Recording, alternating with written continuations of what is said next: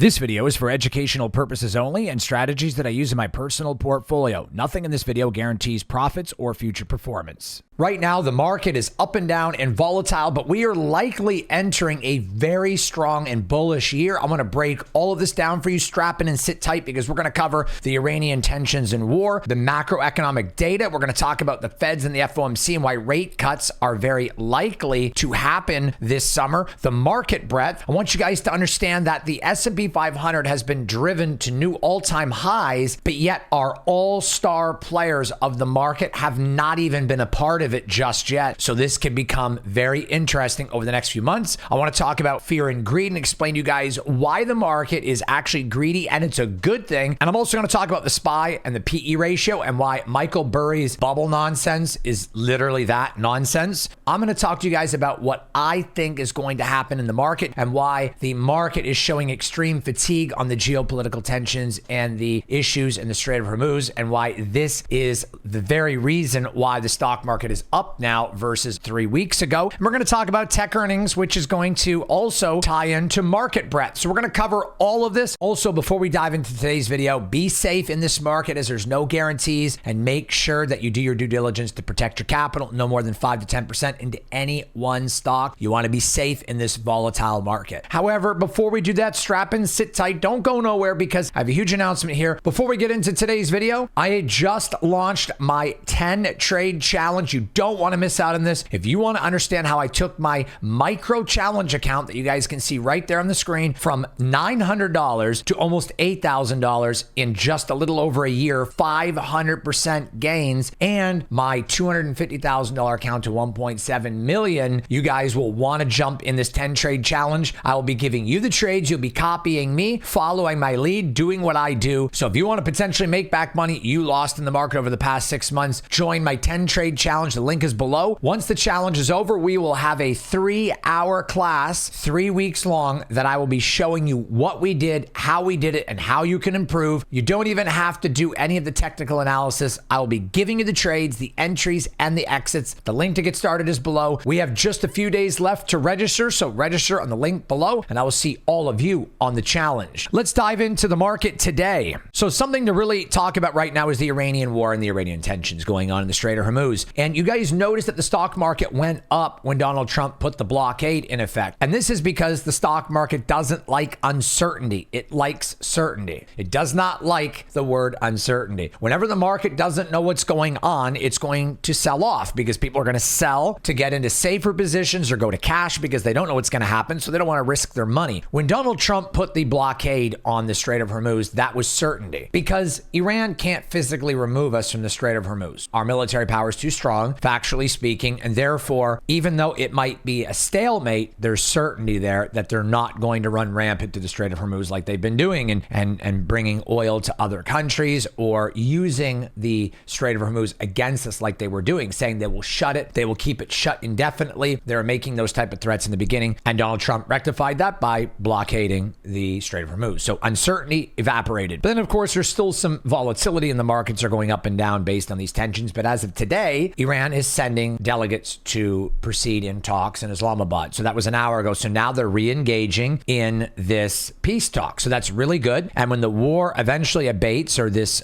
conflict abates and comes with some sort of resolution, then the market is going to go up. I want you guys to understand that when a war happens, it has an effect on the stock market, usually short term. And with World War II, it lasting around 5 years, the market bottomed at 5 months, which is 10%. It's about the average. When you look at Pearl Harbor, negative 19 to 11%, negative 6 on the Cuban Missile Crisis to 32%, Kennedy assassination, this was really bad, really huge news, negative 2 to positive 27. Then when we come down and we see this happens over and over again, we look at September 11th, which was terrible. And this held the market down quite some time, a little over a year. Then when we have the Israel-Hamas war, negative 4.5 to 35 in just a year. And you also have to understand that even if this was to go on and we weren't to have any peace talks, let's say till September, that would mean that this conflict went on for 6 months, right? 10% of 6 months is 6 weeks. We're at the 6-week mark right now. Investors, hedge funds, institutions, smart money know this. Right now, we are looking at that. It's a forward-looking. Everything in the stock market is forward-looking statements and forward-looking guidance. Everything is looking to the future because you're investing and that's how it works. So in big institutions, big money, hedge funds, when they look forward, they look how long could this conflict in Iran last? Maybe 4 more months, 6 more months, maybe. But then 10% of that is 6 weeks, and we're at the 6-week mark, meaning that even if this continues on, the market has likely already hit its bottom, and there isn't much room to go down based on that. And when you look at historical data, that's sort of how they're looking at it. Really, in reality, that's how it works. They look at the market going forward, and then they delegate that percentage. Also, macroeconomic data came out pretty good this week. CPI inflation rose to 3.3%. And while Q4 GDP for 2025 was downgraded to 0.5%, 178,000 jobs were added in March, and it remained very tight. And unemployment rate dropped to 4.3%. We also had a drop in the real estate market and the housing market. And then S&P 500 manufacturing also rose this week as well. So the data has actually been pretty good this week, all things considered. And so this is likely that we'll get rate cuts, and the FOMC will likely cut rates in June, July, or August, probably July or August. It might go to September, but it's hard to say because new Fed that's stepping in, Warsh, is going to be fairly dovish from what he has led us to believe by everything he said, that we're likely to get those rate cuts. So Fed Warsh is dovish. He says that he believes rate cuts should be happening, and we are likely to get those, and we'll see how that plays out, but it's very likely to happen. One of the big things I want to talk about here is I want to talk about market breadth. I want you guys to understand what market breadth is. It is the width of the market. How many sectors are involved in driving the market up or down? And we've had a pretty big run up with the S&P 500 to 710,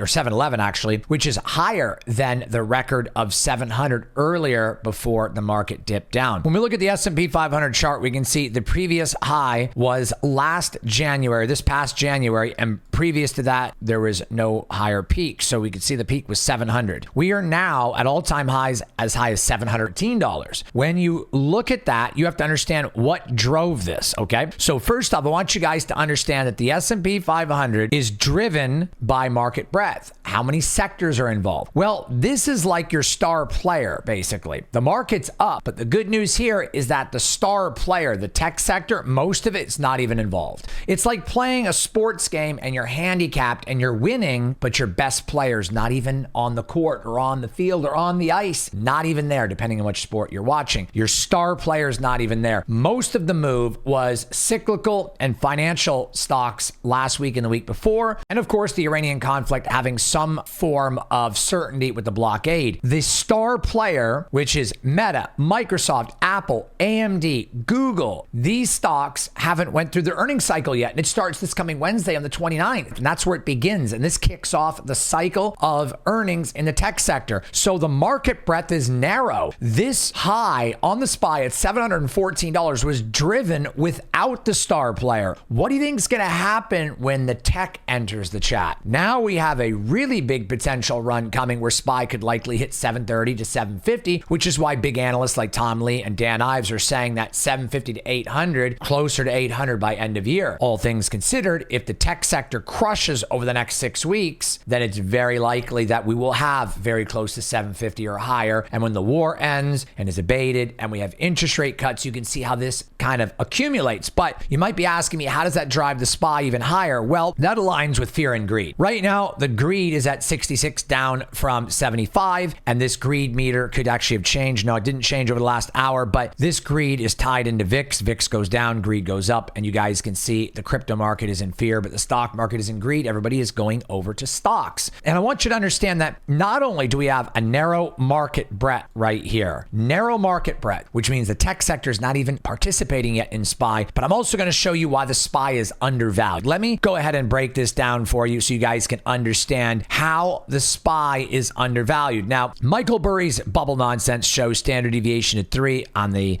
.com bubble. We're at standard deviation at 2.3. But what he doesn't explain is that the .com bubble in today is nothing the same, nothing similar, and the market looks at a forward PE ratio. We're looking forward price to earnings. The lower the PE, the better. It means you're getting the stock cheaper at a better value. When you look at these evaluations, they don't encompass forward-looking PE ratio. They're the standard, meaning that yes, today today, it took us 26 years later, and we're still not at the PE ratio that we were in the bubble. That should tell you something. All these companies have had 26 years to catch up. So if we're still lower than we were in the dot-com, but yet the companies are making hundreds and hundreds of times more money, then we're nowhere near the bubble. Let me explain to you even further what this bubble actually means. I'm going to show you on a chart and break this down for you. This is the forward-looking PE ratio of the S&P 500. Historically, it's between 18 and 20. All right, let's look at this. The dot-com bubble was higher than the market crash of 2008. And in 2008, the PE ratio was 31. In the dot-com bubble, it was like 45. We are currently at 20. We're nowhere near a bubble. A bubble means the forward-looking PE ratio is extreme, like 40, 50, 60. And that means that stocks are being priced 5, 6, 7, 8 times than what they're worth. Well, with the SPY going back, I want to show you this. So you've got the SPY. When you look back all the way to 2000, the SPY was $110, okay? $120. And now it's $713, all right? Now, let's reverse engineer this right quick. We have a price on the SPY at $713 record high right now, and the price back then was $120. So the SPY has jumped $600, and yet it's a 20.6 PE now, and it was over 40 or 45 then, meaning that it is much better buy and fair valued versus extreme to the end of the earth bubble popping, Michael Burry bubble popping PE ratio. So this explains that it's very fair valued now, even though it's 7 times higher. That shows you how much the companies inside the SPY have exponentially grown their cash flow, EBITDA, and their earnings, and their price to sales, as well as their earnings per share, their EPS. You can see clearly how this is working. Let's dive even deeper. If we go back to the summer of 2025, you can see the PE ratio was 23. The SPY was under 700 and the PE ratio was 23, yet now the SPY is 713, 714, and the PE ratio has dropped almost 4 points. Why? Because Meta, Microsoft, Google, all these companies reported earnings, year-over-year growth, larger cash flow, larger expansion. So as all that money goes up, the PE ratio goes down. And then as the SPY drops, the PE ratio drops even more drastically. And now you have a correction phase. So with this correction phase, this PE ratio goes down. Okay. So we're going to look at the 5-year. You see, we're going to look at 3-year. We can see this here. The PE ratio dipped down and now it's coming back up. If we look at history, during the tariff scare last year, the market crash, the PE ratio was 24, 25, and it dipped all the way down to 19 in April before the big run. And now this happened again. We've dipped down to 19 and now we're back up to 21 with the Strait of Hormuz being blockaded, peace talks happening, the war being abated and resolved, and then rate cuts happening and a good boom in the tech sector. This is very fair valued for the SPY even at 714. This is how you understand PE ratio and how a bubble is just not feasible. A bubble would be is if the PE ratio was drastically higher. Like if the PE ratio is up here at 35, 36, 37, and the stocks were just going up and the PE ratio was going up, then you might have a bubble. But at 20, there's no bubble in the SPY. That is absolute nonsense.